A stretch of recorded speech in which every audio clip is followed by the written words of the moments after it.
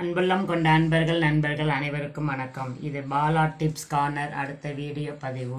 இன்றைக்கி என்ன பார்க்க போகிறோம்னா, நம்ம இந்த சுவிட்ச் போர்டில் கையை வச்சு இந்த மாதிரி அழுக்காக இருக்கும் உங்களுக்கு.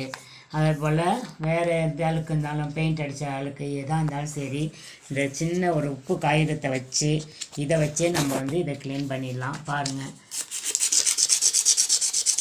அப்படியே புது போர்டு மாதிரி வரும் உங்களுக்கு.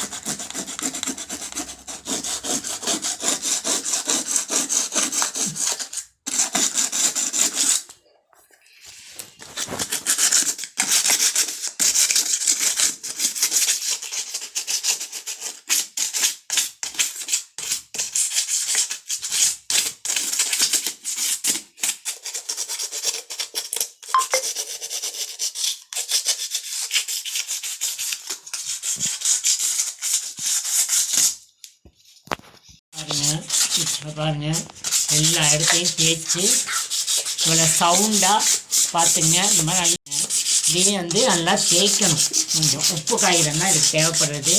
எவ்வளோ அழுக்காக நேஸ்டியாக இருந்தது, பார்க்கவே கன்றாவியாக இருந்தது. இப்போ பாருங்கள், நல்லா தேய்ச்சிட்டோம் பாருங்கள். நல்லா தேய்ச்சிட்டோன்னா புது போடுற அளவுக்கு சூப்பராக வந்துடுச்சு. பார்த்தீங்களா? இந்த மாதிரி தான் ஒரு உப்பு காகிதம் தான், வேறு ஒன்றும் தேவையில்லை. கடையில் விற்கிது உப்பு காகிதம். இதுக்கு சோப் போட்டு கழுவணும். இது ஏன்னா எலக்ட்ரிக்கல் லைன் இருக்காசி, நம்ம தண்ணி தொட்டாலும் ஷாக் அடிக்கும். அதெல்லாம் இல்லாமல் இருக்கிறதுக்காக தான் நம்ம இந்த மாதிரி ஒரு உப்பு காகிதத்தை வச்சு நம்ம கடையில் வாங்குகிறோம். பட்டை சீலம்பாங்க, உப்பு காகிதம்பாங்க,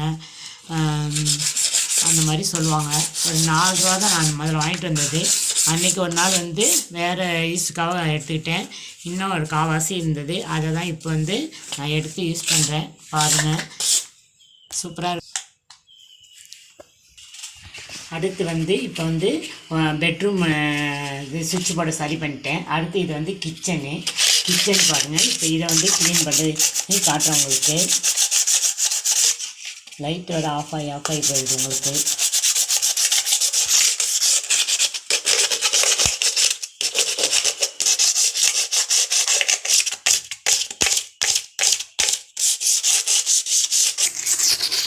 இது ஹாலு. இப்போ இதுவும் ஹால் ரொம்ப மோசமாக தான் இருந்தது. இப்போ அதையும் க்ளீன் பண்ணிட்டேன் நான் நெருக்கி. பாருங்கள்,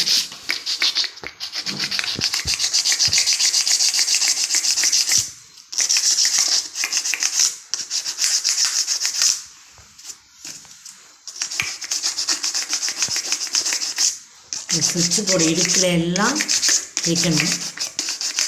மேலே மட்டும் தேய்ச்சா பற்றாது, சுவிட்ச் போர்டு இடையிலையும் இந்த மாதிரி தேய்ச்சி தேங்கணும். இப்போ ஹால் சரி பண்ணிட்டோம்.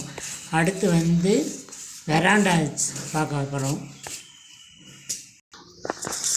பாருங்கள், இது வெளியில் ஹால் வெராண்டா தேய்க்கிறேன் நான்.